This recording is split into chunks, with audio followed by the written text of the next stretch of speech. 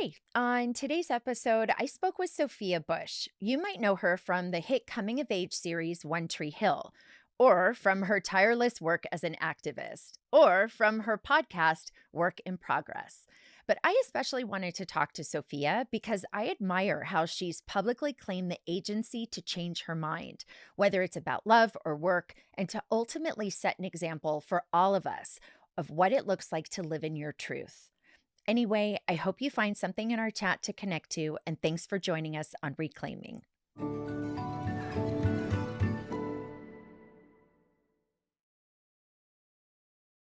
Hi, Sophia. Hi. Welcome to Reclaiming. I am so excited to have you here and to just get a chance to connect today. I was thinking about, that I love so much of what you have to say and what you put out into the world. And aside from being an actor and an activist, you have this incredibly successful podcast, which is a great name of Work in Progress that I love, which Thank is you. kind of, I feel, self-defining for me, certainly. Mm. And I read this essay that you wrote in Glamour about a year ago. Yeah. And there was this incredible quote that the minute I read it, I was like, oh, I can go deep, like dive deep with her and get real from the get-go. And it was, I will not carry anyone's projected shame. Mm. Fuck yes. Yeah. I mean, that is something I work on daily, diligently. Yeah. Was that in response to feeling you had been carrying projected shame and you now were, sort of eschewing that? Or was it you felt like people were trying to project their shame onto you and you said, no fucking way, no thank you? Like, tell me all the things. It was all of the things, Monica. And before we dive into, my things, I love that you're doing this. Oh, I thanks. love that you move in the world in a way where you've made space for so many of us. I love that you picked reclaiming as your theme. And I just, for all the years that we've connected digitally and I've watched you in the world, I mean, from the Reformation campaign, I was like, girl, what is going on? I love too. I've watched you make more space for us. It's And very so kind. Thank you. I just really want to thank you. It's in that, right? It's in that, I think it's a very human desire, but I also think it's a very human need to be treated like a human. Yeah. And when you are, as I know you know, and as I have certainly experienced in my own relative way, when you as a human are made into a headline, you are flattened. Yeah. You are put in print, you are put on paper, you are put on social media. You are essentially steamrolled to be made two-dimensional. So other people can write all over you, walk all over you, text all over you. And I know it's human nature to want to talk or gossip or share or, I think really even in the subconscious to be so thrilled when there's a scandal out there because then it's not the day it's coming for you. Yeah. But I think what was so surreal for me was realizing it wasn't just the projections of that moment in time, of how people perceived in the world and in the gossip section of the world, really, what I knew as a human to be the most difficult and courageous thing I'd ever had to do. It wasn't the clickbaiting of it and whatever they wanted it to be. It was like, you want this actual final freedom, this actual reclaiming of my own worth, this actual deep, diligent work, coaching, therapy, practice that has led me to say, I did all the things everyone told me to do. I made the checklists and I built the life and I Pinterested the house and I did it. And I didn't get happier with everything I checked. I got more and more sad. I was more and more alone. And I said, I don't think this can be it. And people will say, well, then why did you fill in the blank, get married? Why did you go through with this? Why did you? Because you don't know what you don't know until you do. Right. And so what I realized in the learning and also in all the projection and accusation that happened to me and that I watched happening to all the women around me going through similar things at this time. Those of us in the public eye worse, obviously, but even it happens on so many. It does in so many circles in so many ways. You It's watch, whatever your you watch the women who aren't famous women, but who are leaders in their mom groups get shamed by the other moms, whatever it is. And I just said, what are we doing? Everyone says, well, life's too short. Life's too short to be unhappy. Life's too short to not go for it. Life is way too fucking long to be miserable. Yes. And it's way too fucking long to be terrible to other people. Yeah. And so it felt really important to me to claim my right to be a three-dimensional human, to say I'm actually really proud of myself for going all the way. Yeah. And for doing all of the work and for leaving no stone unturned and for leaning into what I believed the goal or the fantasy or the desire or whatever you want to call the white picket fence life could be. And then having the fucking courage to say, turns out this for me is an illusion and I'm going to change my mind. Yeah. And what I pray for other women is that they get to say, I'm allowed to change my mind. Yeah. I had a woman say to me, well, happy can't be your metric for your life. Ooh. And I said, happy might not be your metric for your life. Right. But if I'm not happy in my own home, why am I here? 100%. Good for you. I want that for me. I want that for you. I want that for everyone. Right. I want that for people I don't agree with. I want you to be happy. Yes. Yeah. And so I like this reframing I think we're all finally doing about change, loss, growth, leaving, divorce. Yeah. Fabulous. Yeah. Yeah. You went all the way. You committed. And if it wasn't for you, you had the courage to tell the truth and get out. Proud of you. Yeah. And I had to say that to women in my life, and I had to learn how to say it in the mirror to myself. Right. Yeah. No, it's such an interesting point and so relevant around this idea of being able to change your mind. Yeah. That there's, I think too often, and maybe it's because of the way storytelling unfolds in the public eye, that we watch so much TV or movies, that there's this idea of a script and an idea of that there's, one step after another, one thing we're going to say, and then we're going to say the next, and it all has a very neat ending tied up in a bow. And so it is so important. I think this, it's one of the things I guess I've always, I have a lot of flaws, but something I've always kind of prided myself on is I have no problem saying I was wrong. I was wrong about something and I'm sorry, or, I learned this new thing and I changed my mind, or I hadn't thought about that before. And the importance of that, to have that elasticity, right? And I hear you talking about that in this emotional landscape, which is so interesting to me. And I applaud you so much for everything that you've done. And I think, that this was a very powerful essay, and it was some of what you're talking about is what led to it, of just you had, if I misstate it, then, and you want to correct me, then do. But I mean, my interpretation of what happened was, you were married, you got divorced, you got into a new relationship. One of the things that was so surreal is I had my I can't do this for one more day moment. My best friend, who is my, life wife, partner in all things, her son is my godson, my person. Even now, her ex-husband is like, oh, I always knew I was like the second spouse. And it's really lovely because, of course they had a hard time changing the context of their relationship, going from being married to not, being married to just being co-parents. And it's so healthy and nice.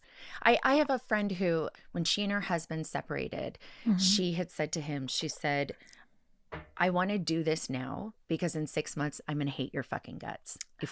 So we have children, we're going to need to co-parent. And it was just, I had not heard of anybody doing something like that. And having that self-awareness at the time too. And I think it served her and her kids really well Yeah. at that. So did you feel in some ways that just, you know, did you feel that some of the reaction people were having was because you had been married to a man and now you were with a woman? Or do you think because of the characters you played, the character of your relationship, which I love and I hope you write about at some point because that's so interesting, the character of your relationship and in the parasocial way, or do you think it would have happened? Oh, I think the ability for the gossip machine, which to be clear is a profit machine. Oh, yeah. To not only profit off of a woman, but profit off of complete 360-degree misogyny was delicious for the machine. Even my therapist, who's like my absolute favorite person, he's so wonderful. And I will never forget in the middle of a conversation where I just was like, I don't understand what to do with this. He went, dude, this is misogyny. Yeah. Come on. Capital M. And I was like, my therapist called me, dude, I've won at life. We're really in it. But, I think what it is as well, to your point, people like a story. They're used to an episode of TV. They're used to a movie that's gone through edits, every production phase. It's been scored. It's wrapped up in a bow. I get that everyone wants me to run in response to their anger, but I'm going to stay in response to my knowing, in response to this thing that's just dawned on me. And I'm going to have the courage to stand in the fire. Yeah. And just wait. It's really, and it was scary, but special. It's interesting. What just came up for me was sort of this, I'm like thinking live, so it may come out not making sense. But I wonder if some of the rules of the patriarchy and how marriage and relationships and women have been treated throughout time, that part of that was so that we weren't able to get to this knowing. And to hear you just sounding so solid and confident in where you are as a woman, as a person, in your life with your decisions. It's just sort of an interesting. And the thing is, this is in hindsight, right? In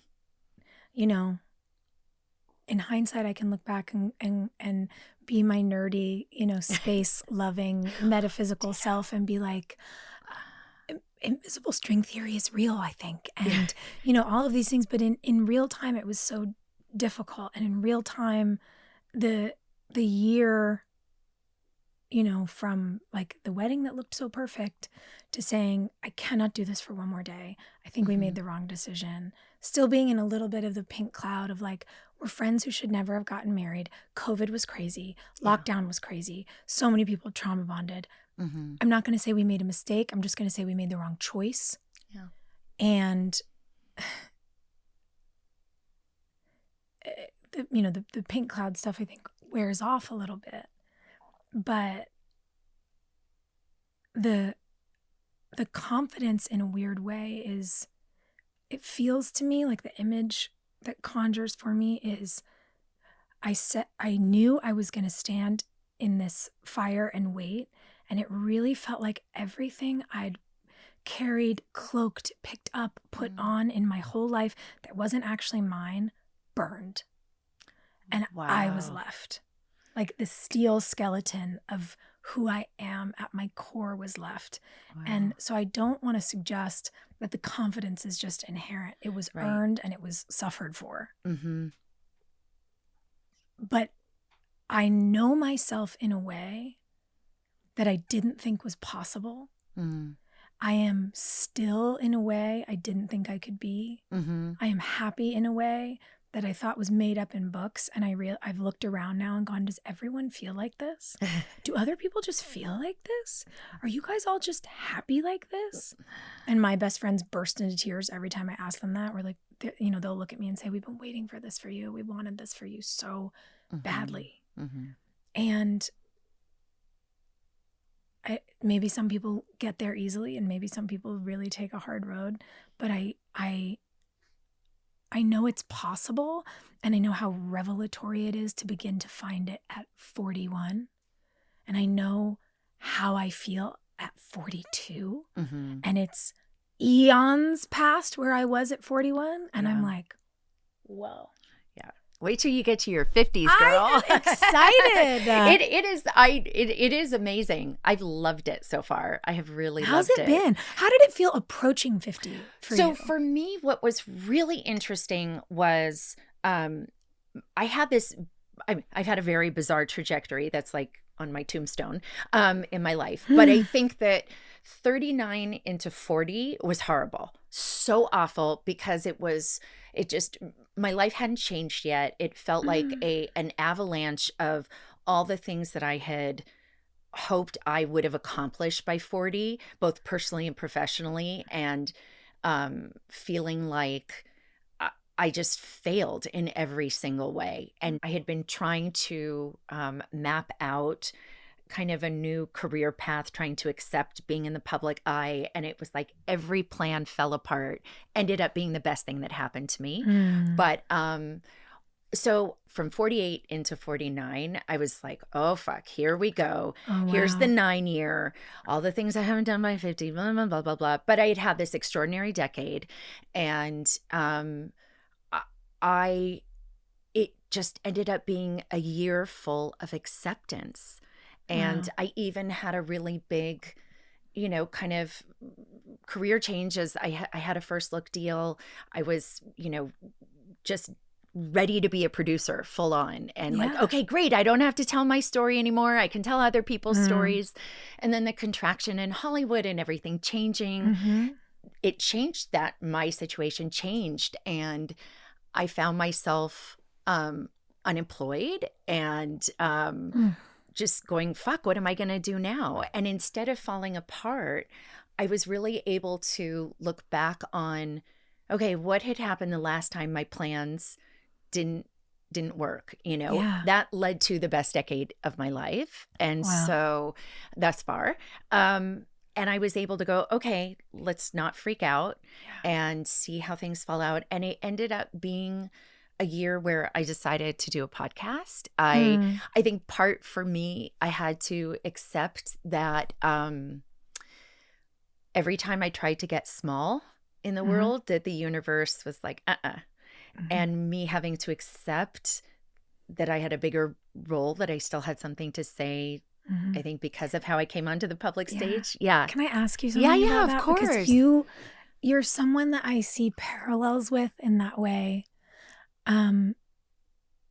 It can be so tiring telling an old story. Yes. Like I still get asked about something that I was put through by a man in the first year of my career. And I'm like, ask him about it. Right. And by the way, we're all adults. And I think he's grown up to be a great guy.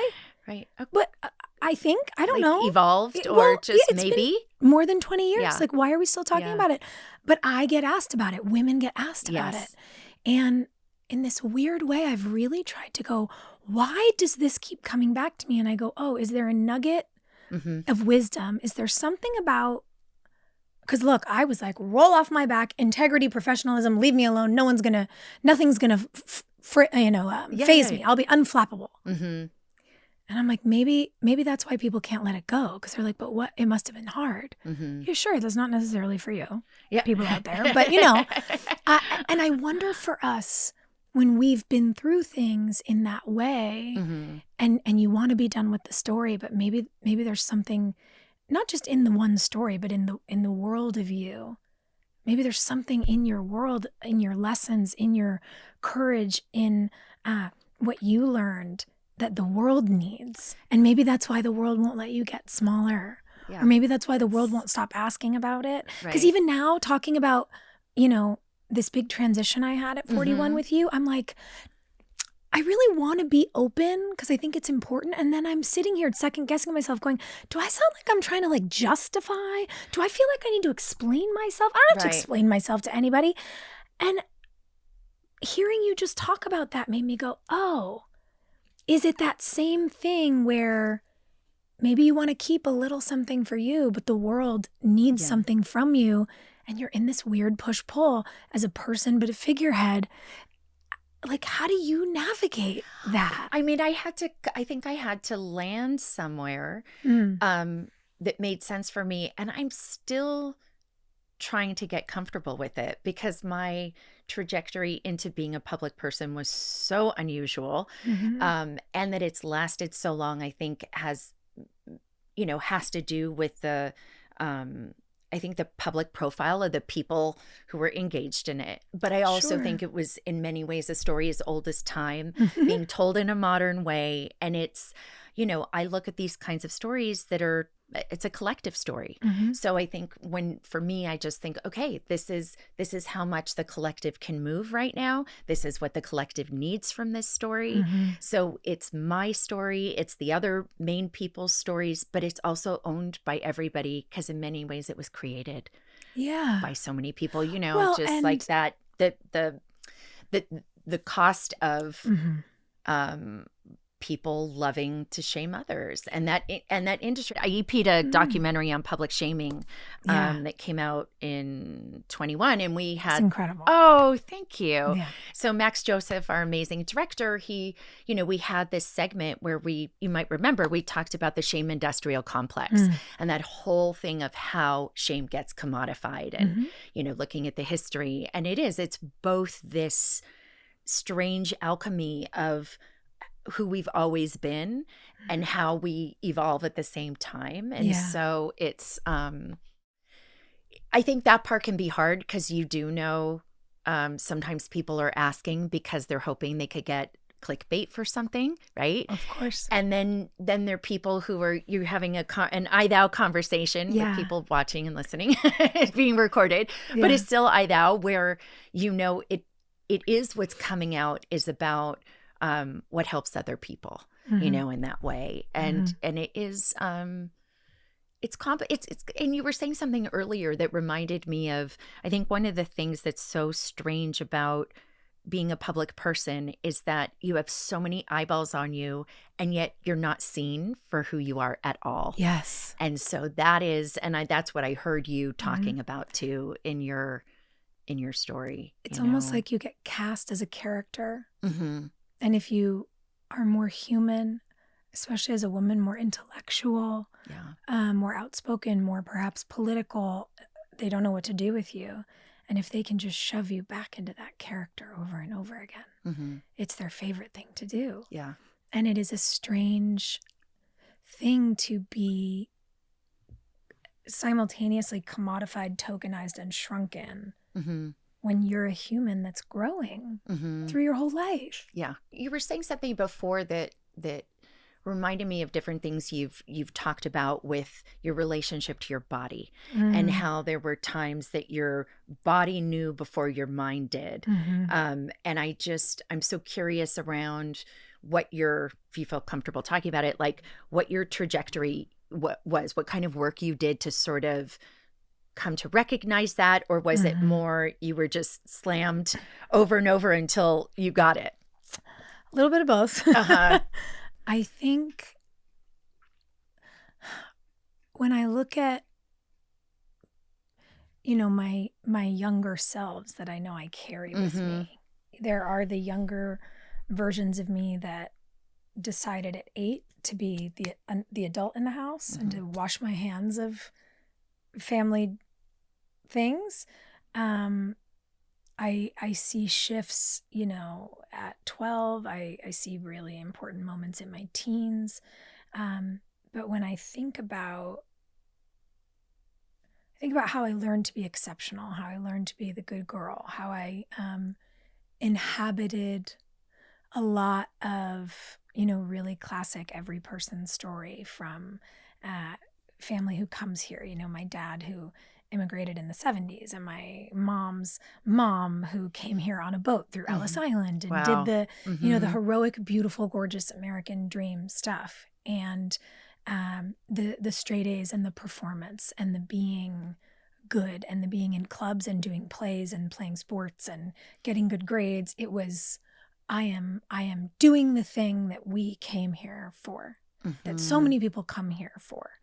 And I think because I had a lot of big, feelings and ideas, the ability to lean into the intellectual, the AP classes and whatnot was really helpful for me. Data, learning history helps me make sense of why I feel the way I feel in response to the way the world is moving. Mm-hmm. I can relate to that. Yeah, it gives me a framework. Mm-hmm. And so I think I got really good at a lot of things that were really good. And then, poof, I sort of get picked up and dropped in this whole new universe of a first TV show. And, I have my first public trauma. Mm-hmm. And I was not going to be ashamed or embarrassed, because I was so ashamed and because I was so embarrassed. Right.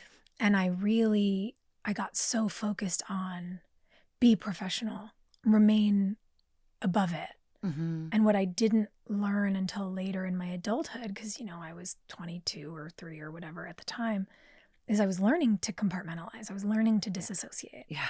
I was learning to be early to set and on time and to know my lines and everyone else's and to have a whole emotional life that I would leave at home. And that serves you really well in a public environment, in a TV environment, in a 16, 17 hours a day on set environment. Wow. And it doesn't serve you well in your internal life. Yeah. And so I think I just got used to it. And I think I was in this great place turning 30, and we'd done 9 years of that show, and it was... You're talking about One Tree Hill, right? Okay. Yeah, we did 9 seasons. So that was your of first, it. your first show. Okay. Yeah, it was my first show as a regular. I'd worked on some movies, and I did, a great arc on Ryan Murphy's first show, and I was working on, things here and there, but that was my first real big, right. thing. Sure.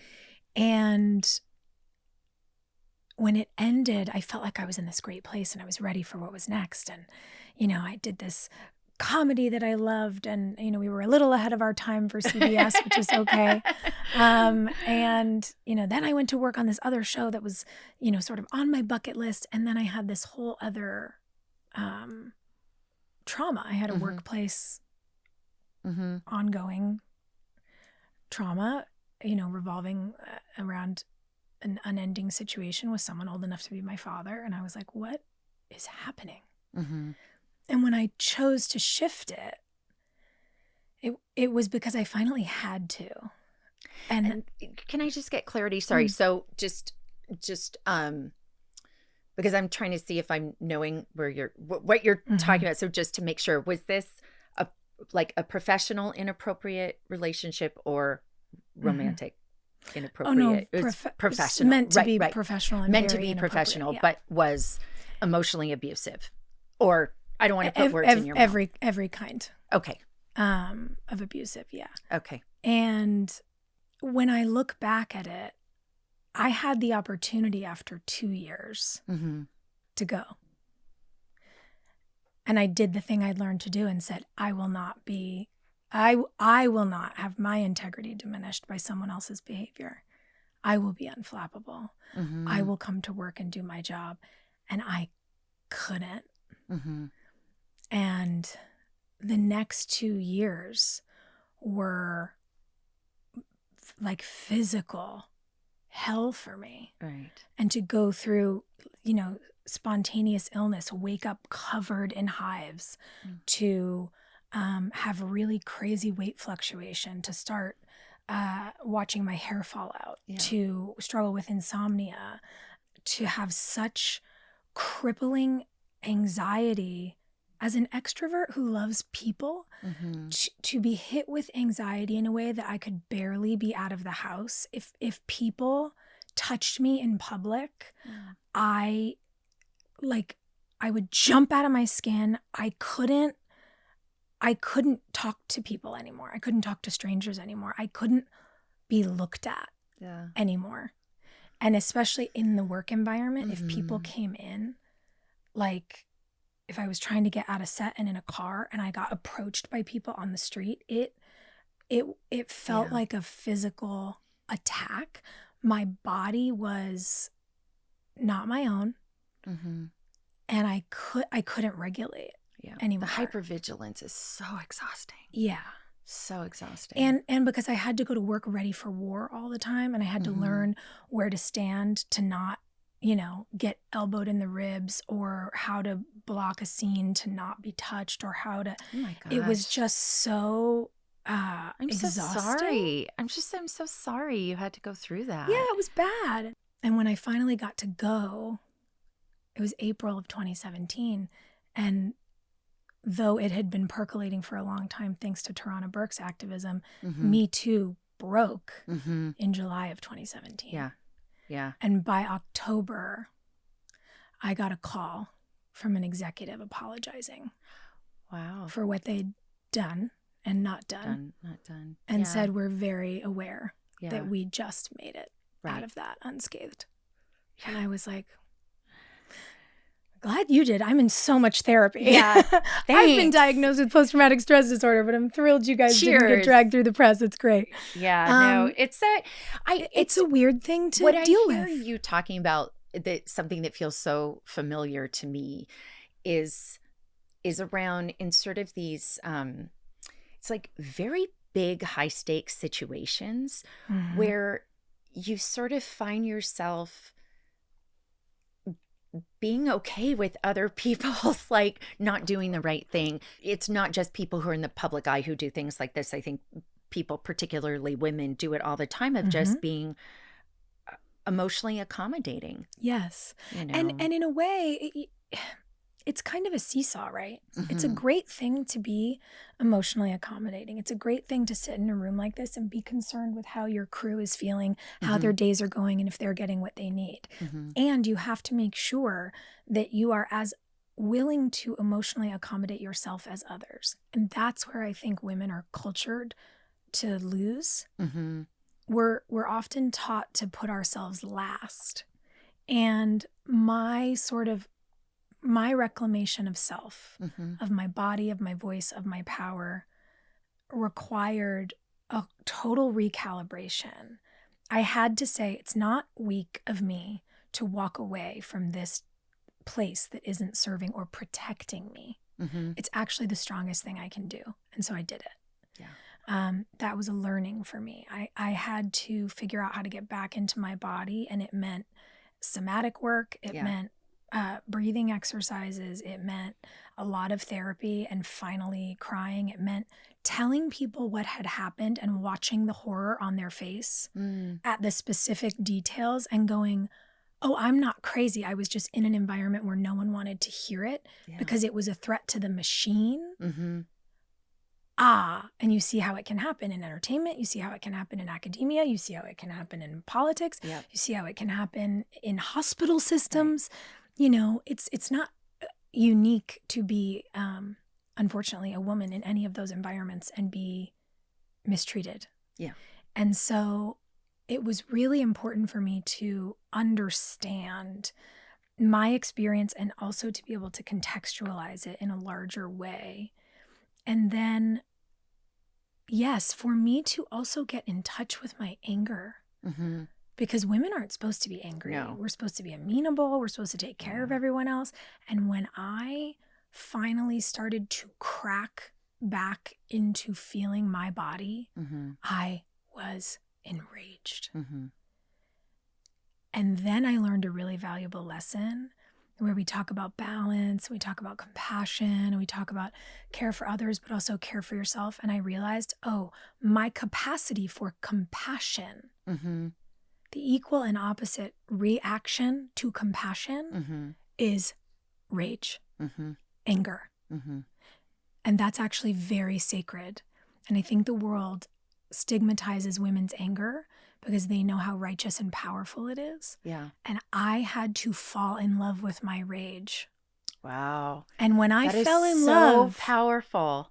When I fell in love with my rage, I became the most gentle, patient, tender version of myself. Right. And I was like, nobody told me I would soften by getting angrier. I think I'm still dealing with that. And I'm just so curious. I don't know if it's one of those things that you feel like you can articulate. But I'm so curious as to kind of like, what were the steps What did you do? What was that? What did that look like for you? If you, anything you feel comfortable sharing, because sometimes these things are also private and sacred, and like you want to share to help other people too. But at the same time, so I could see how something like this could feel that way. But I'm so curious. It's interesting because the realization, the aha moment I get to share again happens because I've processed it. And then, or, I've done this layer of processing. I'm sure there's more in the onion to go for the rest of my life. Yeah. But I wish it was like a step-by-step thing or a linear process. It's more of, a doodle than a line.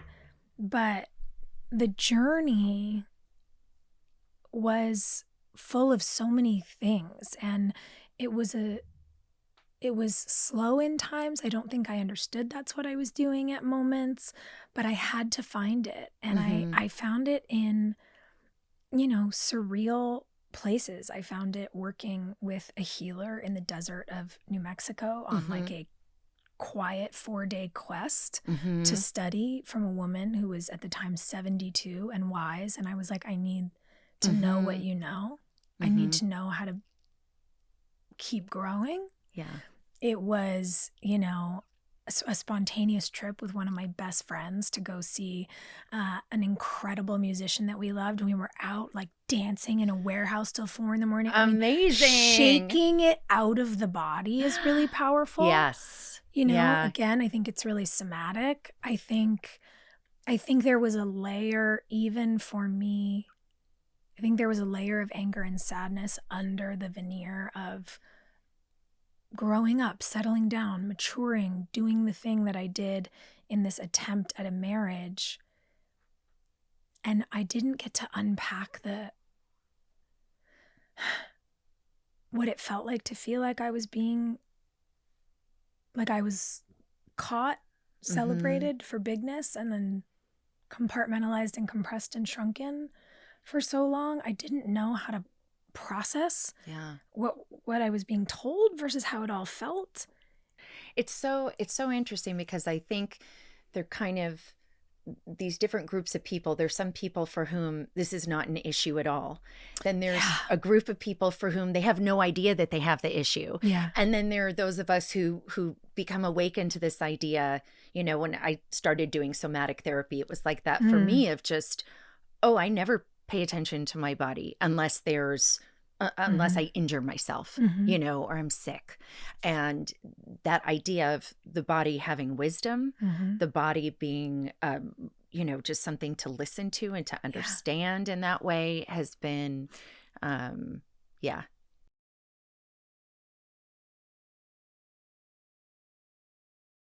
I ask you something? Yes, you can ask me anything. Well, and it might be, again, if it's private.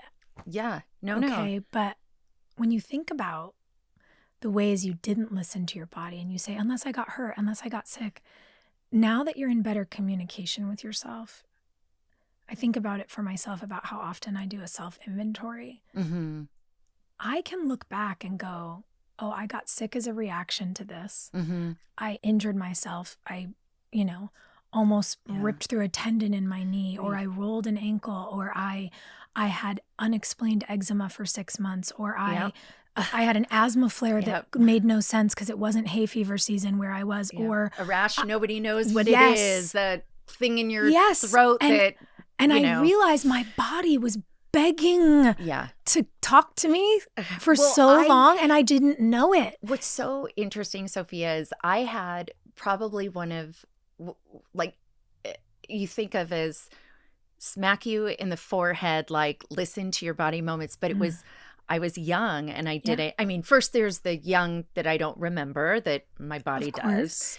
But I think for me, really, actually the very beginning of 98, when everything was, I became aware of the investigation. The world hadn't become aware yet, but it was this sting operation that happened on January 16th. And I was waiting to meet Linda Tripp at the Pentagon Mall. And I was waiting, and my body was saying, leave, leave, leave, leave, leave. And I didn't listen to my body. Because you were being a good girl. Exactly. And I don't know I don't know exactly what would have, maybe changed if I had left and not had the sting operation and kind of learned about the investigation that day. But it was the most traumatic day of my life. And so, I'm so sorry. so it just is, it's interesting because I wonder, sometimes they think about, like, if I had done that, would I have gone on to listen to my body more from that moment on, or was there just then so much trauma heaped on me that it was like just trying to survive, dissociate and survive in that time period. But yeah, I find myself, like, I had coffee with somebody not long ago that I hadn't seen in a long time, and I remember sitting there just going, okay, what am I feeling? What is my body saying right now? And that my nervous system felt really safe, was a really like, oh, it's nice that I feel safe with this person right now. That's a good feeling. So I love that the world is talking about these things now, the vagus nerve and our nervous system and, all those things. And so it does feel like there's an awakening happening for people, and it's part of why I think I love having this show too, but getting to talk to people and letting people hear more about it, what people's different experiences have been. And so it's, but all your hard work there. I want to pivot a little because I am desperate to ask you about you and Michelle Obama on your podcast. And I just, she's like, among the many dream guests, but she's there. If you want to talk about that at all, what that was like, did anything crack open for you from that? And so much. Can I give you one thing for a body thing? Yes, Sorry, yes. I don't know who your editor is. I'm like, can we insert this and then come back? Because I want to talk about this. It. Okay, I great. want it. We want it all. One thing that has been really profound for me in terms of keeping a good rhythm with my body, Trevor, my dude, my therapist, gave me an assignment. And I think especially for high achievers, especially for women that are learning to reclaim their own self-attention, this has been a game changer for me. Especially, it's harder to do, obviously, if I'm on set. Then I'm on other people's time. But if I'm working from home, whether it's Zooms or I'm admin or I'm reading scripts, if I am not doing something like this where we're sitting down together for an hour, if I'm, more in charge of my time, he has me set a timer for 30 minutes. Okay. So if I open my laptop and it's, hey, you've got 3 scripts to read, open, click page 1, 30-minute timer. And when it goes off, it doesn't matter what I'm doing. I have to get up and walk around, if it's around the house, or walk down the street and back for 5 minutes. Okay. Oh, interesting. Move my body. Yeah. Get up. Yep. Take deep breaths. Yep. Just 5 minutes. So then I set a 5-minute timer. And then I come back 30 more minutes. And it can be 30 minutes of work, 30 minutes of a phone call, 30 minutes on, 5 minutes off. It will change your life. Okay. And it sounds so stupid. You're like, 5 No. 5-minute timer. Not at all. What it does for your body. And one of the things I realized is it is the simplest kind of commitment I can make to myself. And what I learn when I get up and I go for that 5-minute walk and I come back and I do the timer again, my body trusts me. Yeah. I make it a promise and I keep it. Yeah. And for every time someone made me a promise and didn't keep it, or every time I promised something to myself and then ignored it to serve others, it's the easiest, cheapest healing I've ever done is a 30-minute timer on my iPhone. I am 100% gonna try that. I've been working on even just sometimes when things are so busy of like, okay, I have 5 minutes between these two things. I'm going to rest for 5 minutes and just allowing myself. And it's about that trust relationship with your body and your mind in that way. That is so interesting. Okay. 30 on, 5 off. Okay. Okay, we can great. pivot. Okay, now Michelle Obama. Yes. That was so tremendously special. And what it reminded me of, and I got to tell her this as, we were gabbing before we started the recording. Years ago, I was at one of her college signing day events. And, I had campaigned for President Obama from very early in the first election cycle, traveled all over the country, worked on healthcare, worked on Let Girls Learn. Mrs. Obama and I did work on the Girl Project together, elevating, women's education issues around the world. I was so enamored by their leadership, the intellect and grace that they moved through the world with. The whole thing was so special. And I remember, when she started working on all the college signing day stuff, every year that we could go, we would go. Nia, my best friend who I talked about, we go together. And I was just gearing up to start Work in Progress. And we were, backstage, and she came in the room and was like, "What is going on with you?" And I said, "I am doing this like top secret thing, and I'm so excited. And I really want to have you on the podcast at some point." And she was like, "Absolutely. And also, our life is crazy right now." And I was like, "I know, but at some point, and then like the world was nuts and COVID happened and all the things. And she's always been on my list, but again, they're the Obamas. They're busy. Right. They're producing documentaries and trying to save democracy and getting your kids out of the house and all the things. And so suddenly it was, Michelle and Craig are going to do this great show as siblings and have these wonderful conversations. And I was like, I want to interview them. I want to know why they're doing this together. And then I get a call on a Saturday night and they say, "Hey, their schedules are disparate this week. We can't get a time that's going to work for the two of them to come on the show, but she'd like to come on the show on Monday." And I was like, "Oh my gosh." Wow. I was like, sorry, my brain just short-circuited. Like Monday is in 47 hours from now. Right. And they're like, "Yeah, well, more like 48 because it'll be Monday night because, she's in Hawaii." And I was like, "Well, I'm in New York." So we make a plan to do this interview at 8 p.m. Oh my gosh. on a Monday. And it's my partner has two gorgeous, amazing, funny, like stunning kids. And 8 p.m. is cuddle puddle time. Like that's movie time. And I'm going, it's our week. What are we going to do? There is no world in which either of us is at home and allowed to be in another room. Like it's just not happening. So we figure out a whole ruse where I'm going to like go walk out, do a thing. They're in the other room. I sneak back into the apartment. We've moved my whole podcast studio setup into our bathroom. Oh my God. So I can close the bathroom door. I can lock the bedroom door. So even if they decide to like come and see what's what in the, in the bedroom, even though the movie's on in the den, they won't be able to make enough noise at that door to get through this door. So I look like I'm in an office. I'm in my bathroom with a desk and a full podcast setup. And my gosh. I'm like, this is absolutely so nuts. Yeah. What's happening right now? And, she gets on Zoom and has just come from tennis and is glowing and gorgeous. And of course, you can't have a Princeton Harvard grad who has been one of the most impactful and elegant first ladies in history and not talk politics a little bit. But my plan was to ask some questions about life, then to ask one question about the moment, and then to move past it. And somehow, the circumstances of the world are where we begin. And I said, I wasn't even going to start here, but okay, I'm going to get the two questions I have for you about this stuff out of the way.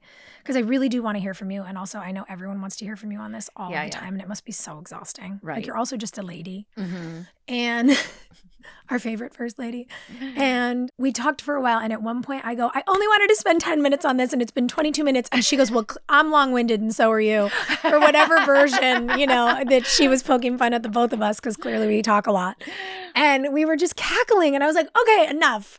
I want to talk to you about your life. I want to know what you're watching." And what was a goal for me was to see what from this distance, hindsight's our greatest teacher about our lessons. I wanted to know what she saw when she looked back. There was excellence and leadership, and there was also clearly pain, trauma, struggle, the the reaction, just the reactionary racism of this gorgeous Black couple ascending to the highest office in America, and people lost their minds. And I was like, are y'all good? Like, our first and thus far only Black president, and you're having hello, calm down. Yeah. Why are people who look like us so threatened? Like, are we okay? But there's trauma there. I know the increase in threats they went through. I know what the Secret Service had to go through. I know how scared they were for their children.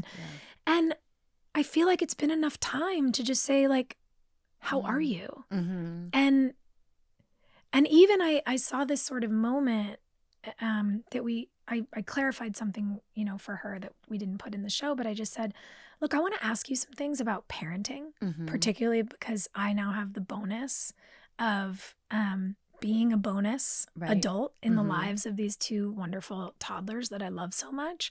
And I was like, I have questions for you about babies because toddler math is wild. Like, what is the craziest thing you guys ever had to tell your kids to get them to go to bed? But also the thing that didn't air is I said, I want to ask you about who you are as a woman, which also includes you as a mother. I am not interested in asking you about like your kids, what they're doing, how they are. That's not my business. Right. Their lives have been made public enough. I don't want to know what your husband's up to. I want to know how you and your husband are enjoying being empty nesters. Like, do you go on date nights? Is it sexy? Like, I have questions. And so it was really funny because I watched her like, I don't want to say feel relief. I saw her feel seen by another woman in that moment. And I was like, oh, I like seeing that for you. Yeah. I love getting to be that person for you today.